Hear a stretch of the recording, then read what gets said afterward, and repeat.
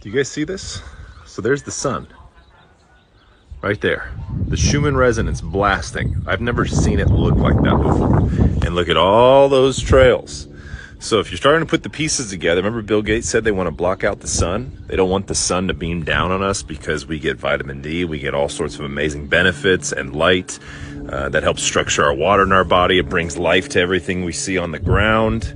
And so they block it. Not only they block it, then they spray things that come down into our food, into our soil, into our plants and our water systems, into heavy metals and all sorts of things that now get leached into our body. They turn on the Wi-Fi 5G to microwave for us from the inside out, and all of a sudden point fingers and say, oh, global warming. You guys, Mother Nature makes no mistake. That is not normal clouds, yet the light continues to shine on the truth that is being shown. Am 14. Januar gab es im ZDF einen Wetterbericht, der bei den Zuschauern viele Fragen offen gelassen hat. Der Meteorologe Gunther Tiersch hatte schlangenförmige Wolken auf dem Radarschirm, die sich mit keinem Gesetz der Meteorologie erklären ließen. Und merkwürdig war auch, dass diese Wolken nur auf dem Radarschirm, nicht aber am Himmel zu sehen waren. Flugzeuge zum Beispiel sollen Schwefel in die obere Atmosphäre bringen. Die Schwefeldioxidteilchen streuen das Sonnenlicht und reduzieren die auf der Erde ankommende Strahlung. Dann haben wir noch etwas, was wir nicht als Regen oder Schnee identifizieren können. Hier im Westen diese Schlangenlinien, das haben wahrscheinlich am Nachmittag über der Nordsee ein paar Flugzeuge, Militärflugzeuge rausgebracht. Und in etwa 5 bis 6 Kilometer Höhe, hat mit Wetter so nichts zu tun. Kona, Alaska. Fernab von jeglicher Zivilisation betreiben die amerikanischen Militärs hier eine Anlage zur Manipulation der Ionosphäre. Der Name des geheimnisvollen Projekts ist HAARP. Mit den Radiowellen versucht man, die Ionosphäre zu verändern. Die Radiowellen pumpen Energie in diese Schicht aus elektrisch geladenen Teilchen. Die Ionosphäre wird aufgeheizt, dehnt sich an diesen Stellen aus und zeigt Störungen. Wir dachten erst, das ist ein Regengebiet, aber keine Wolken im Satellitenbild, das kann doch nicht sein. Also ein Regengebiet ohne Wolken. Wolken, die nur auf den Radarbildern existieren. Als das Phänomen wieder auftauchte, gingen Brandt und seine Mitarbeiter an die Öffentlichkeit. Für die enorm großen Geisterwolken aus Richtung holländischer Küste müssen immer wieder tonnenweise der Substanz über der Bundesrepublik niedergehen. Absurd ist ja noch eine nette Umschreibung. Hier wird die Bevölkerung getäuscht. Internationale Gewässer sind narrenfreie Zonen und die nationalen Verteidigungsbehörden können immer schön die Verantwortung von sich weisen. Jetzt kommt's aber noch besser. Als die besorgten Bürger nun wissen wollten, was das genau für ein Zeug ist, das da immer wieder mal vom Himmel fällt. Nähere Angaben kann man an der Charité allerdings nicht machen, da das Material unbekannt ist. Die Studien der Bundeswehr liegen unter Verschluss. Wir wollen bei der Bundesanstalt für Materialforschung und Prüfung eine Analyse durchführen lassen. Doch als man dort hört, worum es sich handelt, möchte man mit der Sache nichts zu tun haben. Wir fordern die Bundeswehrstudien an. Nach einigen Wochen Wartens dürfen wir sie einsehen, allerdings weder zitieren noch Wissenschaftlern zur Beurteilung überlassen. Zitat: Eine Weitergabe ist, wie bereits telefonisch mit Ihnen erörtert, aus nutzungsrechtlichen Gründen leider nicht gestattet. Allein beim jährlichen NATO-Manöver Elite werden über Baden-Württemberg rund 2,5 Tonnen Düppel gestreut. Tauchten plötzlich auf einem Radarschirm auf und waren ganz lange unerklärlich. Mittlerweile deutet alles darauf hin, dass ein Militärexperiment die Wolken verursacht hat. Und jetzt hat ein neues Gebilde offenbar Kurs auf NRW genommen. Was das bedeutet und welche Rolle geheimnisvolle Düppels dabei spielen, Pavis Khosravi verrät es Ihnen. Kampfjäger der Bundeswehr manipulieren unsere Wetterkarten. Diese Vermutung von Bonner Wetterfröschen ist jetzt bestätigt. Unheimliche Geisterwolken mit einer Länge von 350 Kilometern tauchen plötzlich auf den Radarschirmen auf. Allerdings nur auf dem Wetterradar. Einmal im Sommer 2005 und einmal im März 2006. Die Bundeswehr hat mittlerweile zugegeben, dass sie im März eine Luftkampfübung über Holland machte. Für Carsten Brandt von donnerwetter.de ist klar, das ist des Rätsels Lösung. Wir wissen heute, dass es mit 99,9%iger Sicherheit Düppel waren. Düppel bestehen aus Plastikteilchen, so etwa mit Metalldampf drauf. Die dienen dazu, militärisch Radargeräte zu täuschen. Das ist deren Hauptaufgabe. Und da wurden wohl damals bei der ersten Geisterwolke mindestens hunderte Kilo, wenn nicht Tonnen ausgesetzt, um so ein riesen künstliches Regenband zu erzeugen. Hier wird offensichtlich großflächig die Umwelt verschmutzt und das auch noch mit Geheimnistuerei verbunden. Und das muss auf den Tisch. Wir werden die Landesregierung danach fragen und die soll die Bevölkerung jetzt umfassend aufklären. Die Prognose von uns sagt, dass wir Südwestwind haben. Das heißt, diese Wolke wird dann über die Eifel ins Rheinland, ins Ruhrgebiet, weiter dann hier oben bis nach Ostwestfalen, Bielefeld, Paderborn, Osnabrück, dann sogar in Niedersachsen und bei entsprechend großer Menge sogar weiter nach Niedersachsen, vielleicht sogar bis in den Hamburger Raum hineingetragen. Also es ist ein richtiger Wolkenfilm, der dann entsteht bis nach Hamburg. Carsten Brandt hatte nach der ersten Wolke bereits Strafanzeige gegen Unbekannt wegen Wettermanipulation gestellt. Er wird sein Radar in der nächsten Zeit genau beobachten, denn jede neue Geisterwolke könnte seine Vermutung bestätigen. Und erstaunlich viele Fragen haben wir bekommen zu einem Thema, zu dem es auch eine Anfrage von Ihnen gegeben hat. Das ist das Thema Chemtrails. Das bewegt sehr viele Menschen. Viele machen sich Sorgen über Chemtrails, also über Zeichen am Himmel. Können Sie da eine Stellungnahme dazu abgeben? Dazu kann ich keine Stellungnahme abgeben. Ich weiß nur, dass heute diverse Großmächte mit unterschiedlichen Bereichen auch arbeiten und versuchen, das Wetter zu beeinflussen, ob es die Amerikaner oder auch die Russen oder die Chinesen sind, wo dann mit chemischen Mitteln letztlich Regen künstlich versucht wird zu erzeugen. Und das sind Entwicklungen, die einem Sorge machen. Was Chemtrails betrifft, kann ich das nicht bewerten.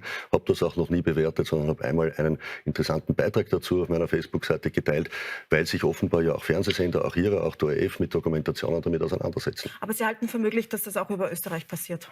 Ja, ich halte für möglich, dass Länder heute versuchen, das Wetter zu beeinflussen. Und das ist nicht gut, weil alles, was künstlich vonstatten geht, ist nicht gut für diese Welt. Und wir haben eine Umweltverantwortung. Wir haben für Umweltschutz auch einzutreten und wir haben solche künstlichen Beeinflussungen von Wetter hintanzuhalten. Dann danke ich sehr herzlich für den Besuch. Bei uns geht es weiter nächsten Sonntag. Du hast natürlich jetzt mit der CO2-Thematik und mit den Instrumenten, die eingesetzt werden, wie eben Schwermetallversprühung als Beispiel, ein herrliches Argument zu sagen, wir kümmern uns ja hier, wie überall sieht man das mit der Erderwärmung, also ob man es sieht oder nicht sieht, lassen wir mal dahin stehen, aber man sieht hier Klimawandel und ganz furchtbare Sachen. Das ist die böse Sonne und das ist anthropozentrisch gemacht. Ja. Und wir sind diejenigen, die eben damit schuld sind, weil wir zu viel Autos fahren und so viel Steaks essen. Das sind so die Hintergründe.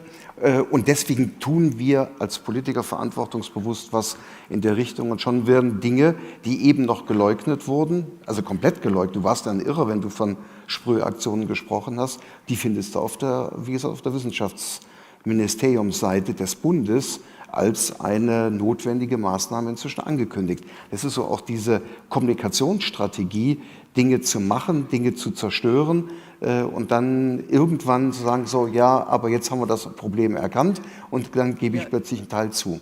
Ja, es ist vor allen Dingen eine rückwärts wirkende Legitimierung der Militärs. Ne? Ja, klar. Also die Sprühaktion, was dann als Chemtrails bezeichnet wird, oder halt die Besprühung der Atmosphäre mit allen möglichen Stoffen, das ist ja inzwischen auch nachgewiesen von der ETH Zürich, dieser Professor Lohmann, die hat da auch bei normalen Verkehrsflugzeugen, nicht nur bei Militärflugzeugen, gemessen, dass da runterkommt, also Aluminium, Barium, Strontium, all möglichen Partikel, die ja schon überall die Erde kaputt machen. Ne? In Kalifornien, gibt es so eine Gemeinde von Shasta, da wächst nichts mehr.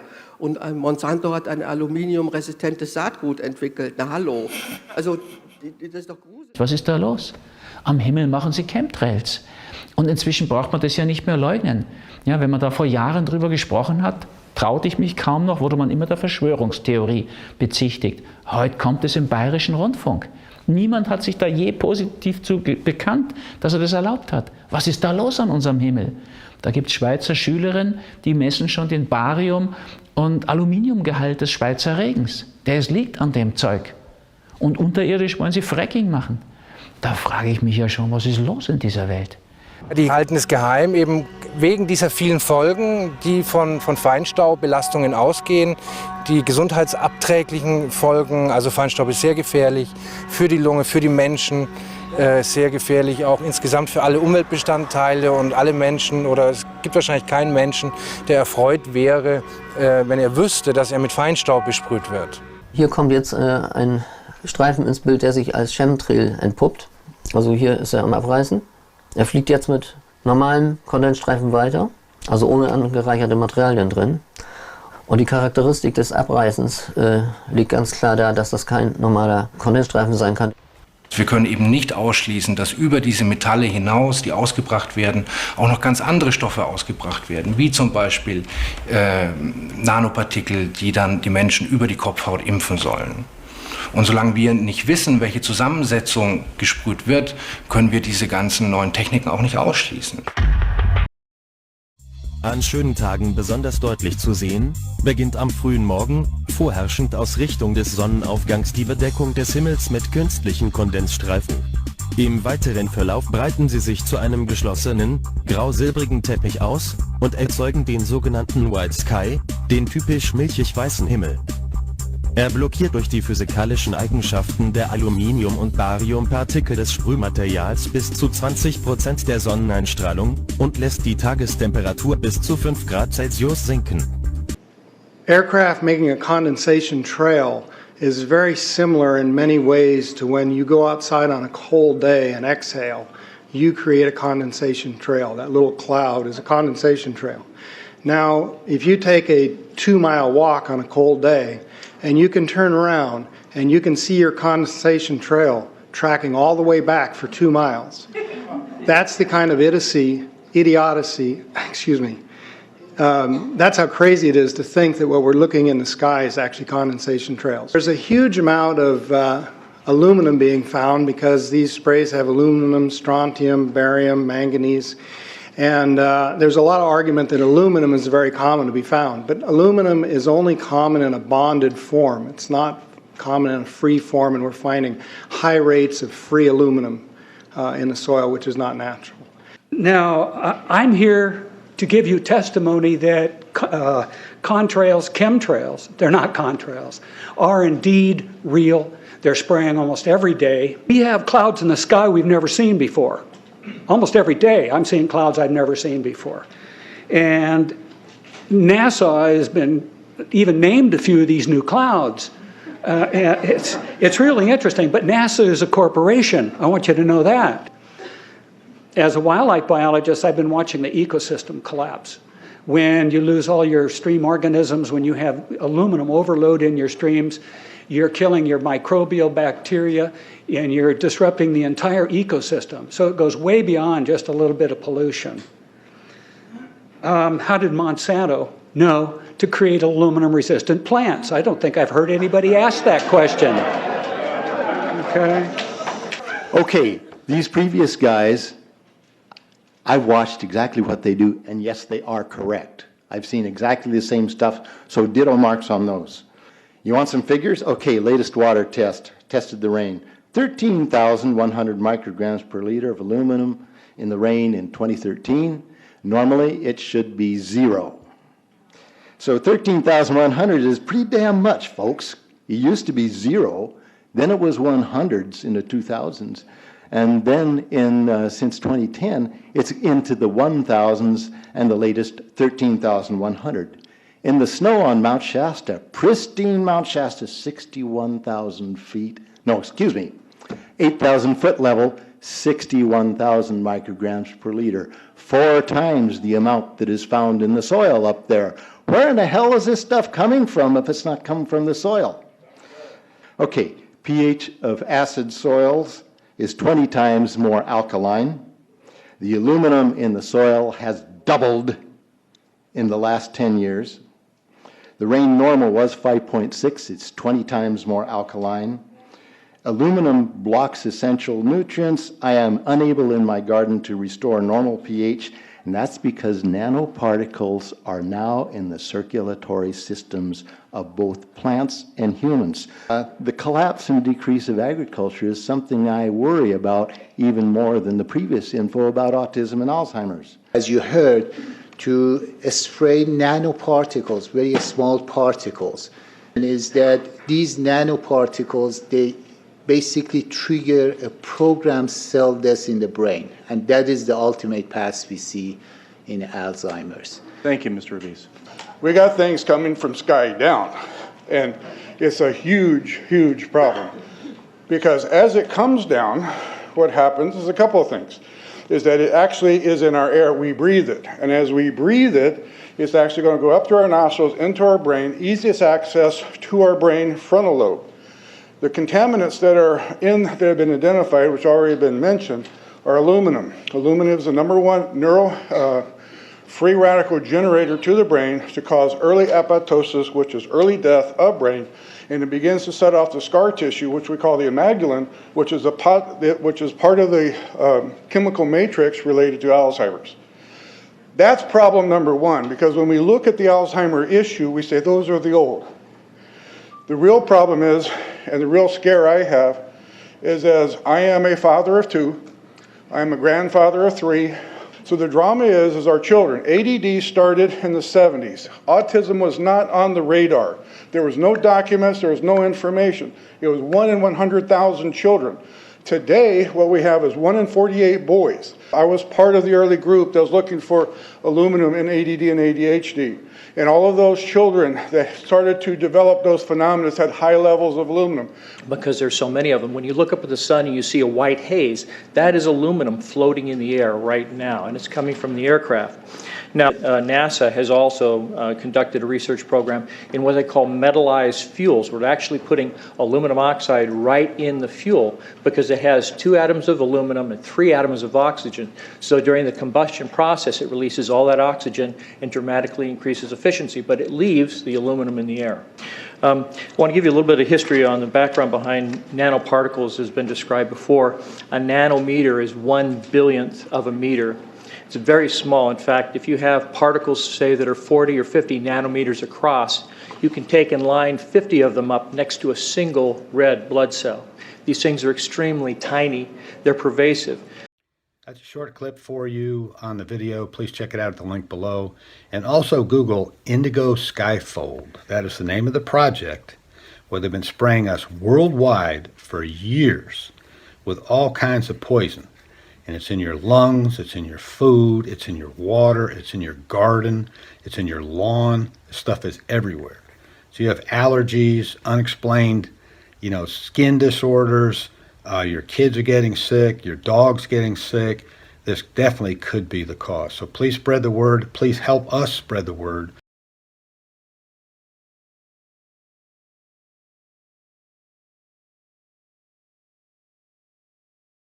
All right, December 8th, 2014. My cousin, who was fired by our dictator just before making rank withheld, sent me information given to him by a friend who is still an Air Force pilot. This pilot is saying that he flies chemtrail flights. This pilot told my cousin that this global geoengineering effort goes by the name of, quote, Indigo Skyfold, unquote. At least within the circle of pilots and aviation crews that he works with, they are told to fly specific routes and satellite comm links control the aerosol dispersal patterns. He says that they only make course corrections from time to time and perform landings and takeoffs. Pilot, navigation, and maintenance crews are rotated constantly and only spend about 18 months at one given base. He states that this is to keep pilots and their families from making too many friends and ending up with loose lips. Plus, they also rotate between day and night flights, one base for daytime flights and one for night. Each base covers a 250-mile zone, and each fleet squadron of planes cover 3 states, or an even larger swath of ocean. They are told to simply do their job and shut the F up.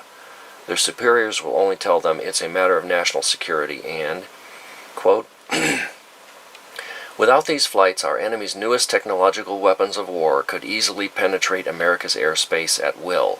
We are dedicated and committed to keeping our allies safe from the same skyward threats, so we extend the arm of protection to those countries who support our efforts. Hostile nations are also building atmospheric shields while in the same discourse, trying to explore weaknesses in our ever-developing air and space-based technologies, unquote. Sounds more like a PR statement to me. I think this pilot either believes what he is told or he is simply trying to sugarcoat their genocide project. December 8th, 2014. My firewall detected multiple intrusion attempts when I Googled the Indigo Skyfold code as well. Zero information found on the internet for this operation. That is unique. I received a rather lengthy reply from the chemtrail pilot. Here is that text from his or her email. First of all, I would like to say I do not agree with my mission assignments, but what soldier ever truly does? Several of us have considered bucking the ranks and going AWOL from time to time. We are kept in the dark when it comes to getting honest answers about what we are really spraying. Should they discover that we or our families are actively inquiring about your so-called chemtrails term, then automatic and swift disciplinary action will be taken. Unless our children are learning about these in base schools, we cannot educate ourselves or our children through any public tutoring system. I would not intentionally spray my children with family with toxic aerosols, but as you must know, 80% or better do not have any family or children. Indigo pilots are chosen from the top ranks within the Air Force, Navy, and Coast Guard. Most of the pilots are, quote, hardened to humanity, unquote, and could care less about killing off unwanted or leeching aspects of America and the world. I swear to you, the majority of the pilots are like machines. I call them tanker terminators. We are paid more than any other pilot for our service, other than Air Force One pilots, who make as much or more and are kept in a dark secret world for their own protection. They tell us that secrecy is our protection and not to listen to any public rhetoric. I risk everything for disclosing so much information, and you will find very few like me. Even my own flight crew would have me arrested and court-martialed if they knew of this dialogue. That is why I cannot email you directly, but I miss those beautiful blue skies from my youth, and I am ashamed for hazing over that dream. Maybe more of my fellow pilots will read or hear about this and decide to come forward as well. I only know a small fraction of the larger picture, as they compartmentalize everything. Should I become aware of any new significant developments, I will email your cousin. Last word from the pilot was, quote, all pilots on leave are required to report to their CO by December 15th for special training operations to qualify for Indigo Phase 2 flights, expected to be initiated by January 21. Those were his words, not the actual Air Force message. He wanted me to stress that. He believes that the focus of their flights will be moved to areas east of California and Texas in order to progress the drought further into the heartland. Plus, he feels that a very new, extremely toxic chemtrail mix is going to be sprayed using new technology that makes these special chemtrails completely invisible.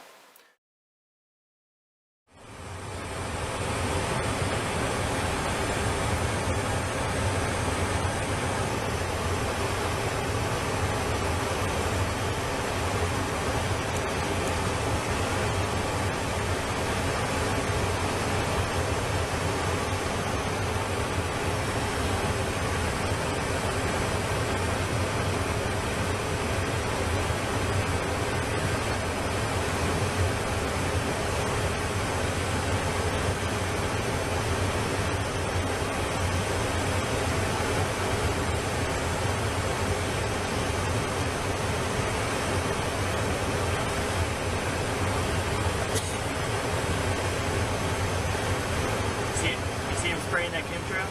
Yep. Feels like we're above it. I know. Otherwise we'd be dead right now. I'm gonna put this on YouTube. You videoing right now? Oh god, don't video right now. It's like it's sprayed out of the top of his wings. Don't do any of it.